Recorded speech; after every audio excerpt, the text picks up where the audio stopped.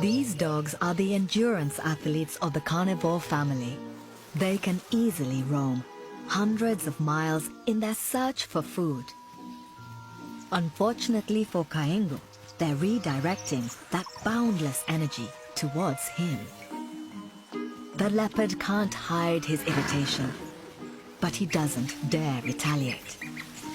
Not only are the dogs better long-distance runners, they're faster sprinters too. He can't outrun them. Safer to stay put. The pack change tactics. Perhaps they can dislodge the leopard. Kaingo must wait it out and be thankful the dogs can't climb trees.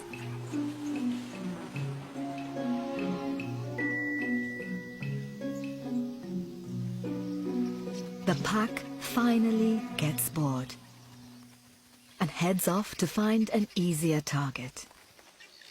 Kaingo takes his chance to leave before his tormentors return. The warthog isn't worth the attention, and the male leopard has a much more important mission. He's on the lookout for a mate. He doesn't know it, but he's just half a mile from Chip.